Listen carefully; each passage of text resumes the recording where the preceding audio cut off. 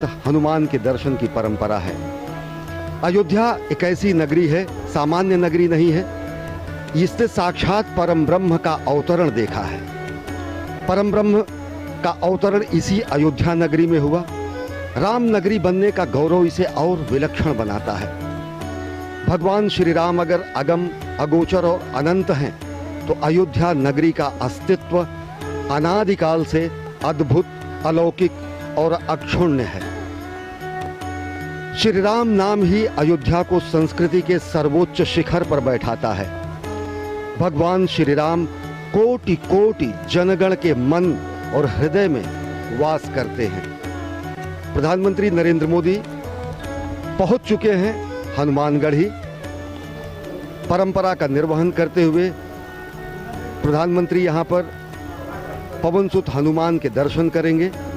सीढ़ियों को चढ़ते हुए भारतीय वेशभूषा में, परंपरागत परिधान में प्रधानमंत्री नरेंद्र मोदी और उत्तर प्रदेश के मुख्यमंत्री योगी आदित्यनाथ इस समय पहुंच चुके हैं भगवान हनुमान के दरबार में। और साथ ही साथ यहां पर आप देख रहे हैं कि हस्त प्रक्षालन कर, अपने जूतों को उतारकर हस्त प्रक्षालन कर अब वो परंपरागत तरीके से हनुमान जी के दर्शन के लिए अभिमुख हो रहे हैं। माननीय प्रधानमंत्री महोदय का आगमन हो चुका है हनुमंत लाल के दरबार में और वो अब पूजन अर्चन करेंगे। मुख्यमंत्री उत्तर प्रदेश योगी आदित्यनाथ जी उनके साथ साथ हैं। हनुमान गढ़ी के भीतर प्रवेश करते समय जब आप चलते हैं ये परिक्रमा मार्ग से, जिधर से प्रधानमंत्री जी जा रहे हैं, तो हनुमान बाहुक सुंदरकांड, हनुमान चालीसा उत्कीर्ण है संगमरमर के प्रस्तरों पर। और अब जबकि माननीय प्रधानमंत्री जी गर्भगृह के ठीक सामने पहुंच गए हैं और वो पूजन अर्चन परंपरागत ढंग से कर रहे हैं। मनोजवम मारुतुल्य वेगम जितेंद्रियम बुद्धिमताम वरिष्ठम वातात्मजम वानरयूथ मुख्यम श्री राम दूतम शरणम प्रपद्ये। भगवान हनुमान श्री राम भगवान के अनन्यतम भक्त माने जाते हैं और ये परंपरा है कि अयोध्या धाम में पहुंचने वाला हर व्यक्ति सर्वप्रथम भगवान श्री राम के अनन्यतम भक्त पवन सुत हनुमान के दर्शन करेगा। और उसी परंपरा का निर्वहन कर रहे हैं प्रधानमंत्री नरेंद्र मोदी। इस समय हनुमानगढ़ी में मौजूद हैं, पवन सुत की आरती कर रहे हैं। अपने आप में बहुत ही ऐतिहासिक अवसर।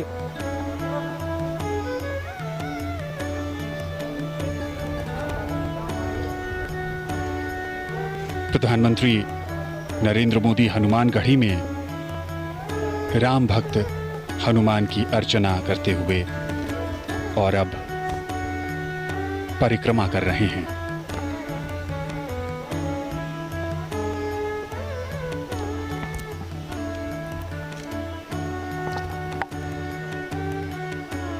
आज एक लंबे इंतजार के बाद वो शुभ मुहूर्त और अब राम भक्त हनुमान के हनुमानगढ़ी में प्रधानमंत्री। मान्यताओं के अनुसार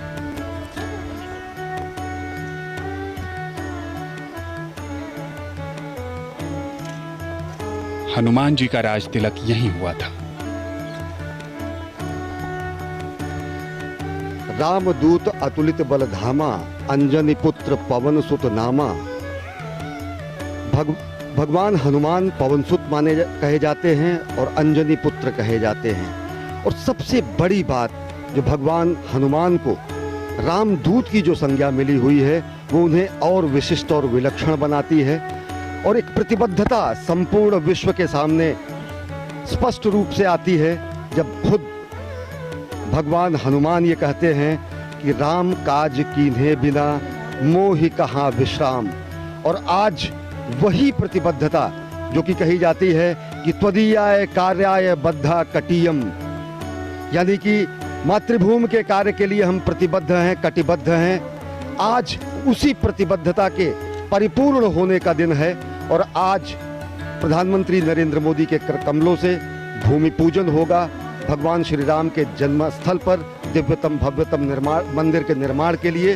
और वो वही प्रतिबद्धता है भगवान हनुमान की प्रतिबद्धता कि राम काज कीन्हे बिना मोहि कहाँ विश्राम। और ये उसी प्रतिबद्धता का प्रस्फुटन है, ये उसी प्रतिबद्धता का उदाहरण है जो कहा जाता है त्वदीयाय कार्याय बद्धा कटियम। माननीय प्रधानमंत्री महोदय को हनुमानगढ़ी की उस परंपरा के अनुसार वो एक भेंट की गई सिर पर एक मुकुट जिसे उन्होंने धारण किया बहुत ही श्रद्धा के साथ। और वो एक प्रतीक होता है कि जो काज वो मन में लेकर आए थे वो पूर्णता को प्राप्त होगा। आशीर्वाद प्रदान होने की एक सनातन परंपरा का निर्वहन किया गया वहाँ के गद्दी नशीन द्वारा। माननीय प्रधानमंत्री जी ने बहुत ही श्रद्धा के साथ उसे ग्रहण किया।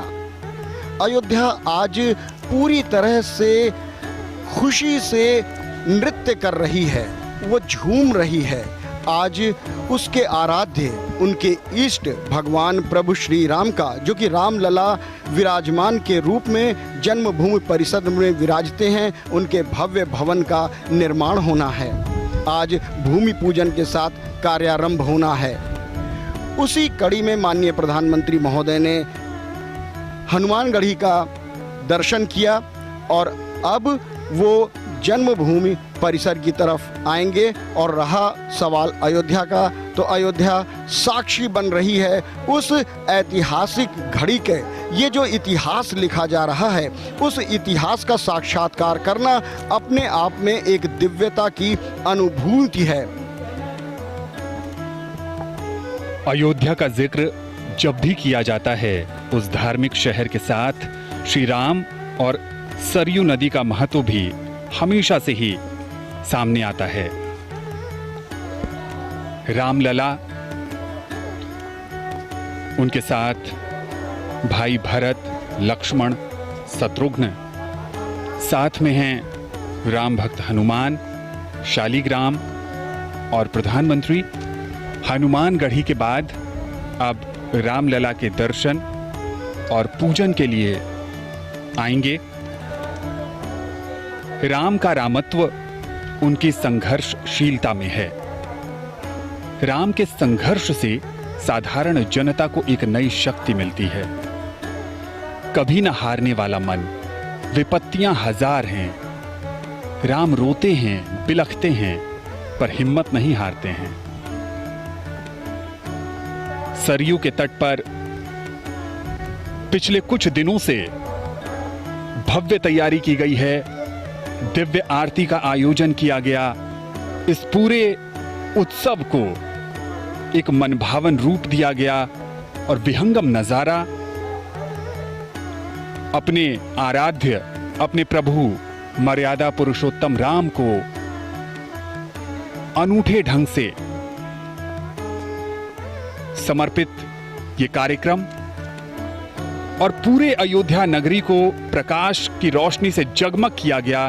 पिछले 2-3 दिनों से ये अद्भुत नजारा सरयू के तट पर राम की पैड़ी और दीपोत्सव भी मनाया गया। यहाँ पर मान्यताओं के अनुसार रामायण और रामचरितमानस में इस बात का भी जिक्र है कि जब राम 14 वर्ष के बाद वनवास काटकर अयोध्या नगरी लौटे थे तो उस समय अयोध्या वासियों ने दीप जलाकर प्रभु का स्वागत किया था। और अब जब अवसर राम मंदिर के निर्माण शिलान्यास का है, भूमि पूजन का है, तो एक बार फिर प्रभु श्री राम की जन्मस्थली अयोध्या ने उन्हें दीपोत्सव के सहारे याद किया, स्वागत किया और उनसे प्रार्थना भी की कि उनकी कृपा से ही ये भव्य और दिव्य आयोजन अपनी संपूर्णता को प्राप्त कर सकता है। पिछले 2 दिनों से दीप मालिकाओं में सजी संवरी अयोध्या राम के पुनरागमन का आभास करा रही है। राम का पुनरागमन अयोध्या में इस मायने में हो रहा है कि भगवान श्री राम का अयोध्या में ही वनवास समाप्त हो रहा है। सरयू तट पर असंख्य दीपों से, जगमगाहट से भगवान श्री राम के पुनरागमन का आभास देश और दुनिया ने किया। भगवान श्री राम यहाँ के रोम रोम में विराजते हैं और अब जब वो क्षण आया है जिसका युगों युगों से लोगों को इंतजार था, तो संपूर्ण अयोध्या अपने संपूर्ण यौवन रूप में, अब अयोध्या के वैराग्य में अब सौभाग्य का उदय हुआ है और संपूर्ण सजी संवरी यौवन रूप में अयोध्या इस युगांतकारी क्षण के साक्षात के लिए तैयार है। सरयू की महिमा भी समूचे अयोध्या को और पावन बनाती है। गंगा से भी ज्यादा पवित्र और महात्म सरयू का माना जाता है। भगीरथ ने खुद अपने पुरखों के उद्धार के लिए अगर गंगा को लाया, तो साक्षात यहाँ पर ईश्वर ने सरयू को प्रकट किया था। ये तस्वीरें आप देख रहे हैं सभा मंडप का, जहाँ पर विशिष्ट आमंत्रित गणमान्य महानुभाव यहाँ पर मौजूद हैं। तस्वीरों में आप अनेक लोगों को आप पहचान सकते हैं और साथ ही साथ यह दृश्य है गर्भगृह का, जहाँ पर प्रधानमंत्री नरेंद्र मोदी देश के विद्वत काशी विद्वत परिषद और लब्ध प्रतिष्ठित कर्मकांड विशेषज्ञों की मौजूदगी में अभिजीत मुहूर्त में भूमि पूजन करेंगे। ये वही आसन है, ये वही क्षण है, ये वही स्थान है, ये वही गर्भगृह है जहां पर प्रधानमंत्री नरेंद्र मोदी भूमि पूजन करेंगे और दिव्यतम भव्यतम मंदिर के निर्माण का कार्यारंभ होगा। काशी और अयोध्या के तमाम कर्मकांडी विद्वतों ने अपना अपना आसन ग्रहण कर लिया है, क्योंकि भगवान राम के कार्य में जो उनकी भागीदारी है वो उन्होंने सुनिश्चित कर ली है। क्योंकि मर्यादा पुरुषोत्तम भगवान राम एक ऐसी अद्भुत मर्यादा है जिनका पालन किया जाता है। राम हमारे समाज के लिए एक आचरण है जिन्हें हम अपने स्वभाव में ढालते हैं।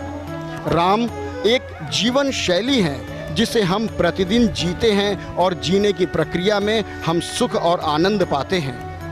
कष्टों, दुखों, विपत्तियों, आपत्तियों में किस तरह से धैर्य धारण करना है, ये हमें प्रभु श्री राम सिखाते हैं। सीमित संसाधनों से अजेय पराक्रमी को भी परास्त करने की कला हमारे राम जी ही हमें सिखाते हैं। और इसीलिए राम किसी देश, काल, जाति, धर्म या पंथ से बंधे नहीं हैं। पूरे विश्व में राम को एक आदर्श, एक मर्यादा और एक आचरण के रूप में पूजा जाता है। राम अखिल ब्रह्मांड के नायक हैं। थाईलैंड में जो रामायण चलती है उसे रामकियन के नाम से जाना जाता है। बैंकॉक के शाही बुद्ध मंदिर पर कहें तो वहाँ भी राम कथा का अंकन मिलता है। इंडोनेशिया में राम को राष्ट्रीय पुरुष माना गया है और रामायण को वहाँ के लोग अपनी सांस्कृतिक धरोहर कहते हैं। मलेशिया की बात करें तो वहाँ भी कठपुतलियों से राम कथा का मंचन किया जाता है, जिसे हिरायत सेरी रामा कहते हैं। सुदूर रसिया में वर्षों पहले अलेक्साई वारानिकोव ने रशियन भाषा में रामायण का अनुवाद किया। पादरी एटकिंस ने सबसे पहले श्री रामचरितमानस का अनुवाद किया। तात्पर्य ये कि राम किसी एक परिधि में बंधने वाले नहीं हैं, क्योंकि वो व्यक्ति नहीं हैं, वो एक आदर्श हैं, वो मानव जीवन जीने की शैली हैं। और इस बीच एक बार फिर मुख्यमंत्री महोदय आगवानी के लिए उपस्थित हो गए हैं माननीय प्रधानमंत्री महोदय के, और वो अपने काफिले के साथ यहाँ पर उपस्थित हुए हैं। उनकी आगवानी करते हुए गणमान्य लोग, अब माननीय प्रधानमंत्री का आगमन हो चुका है उस घड़ी की तरफ जहाँ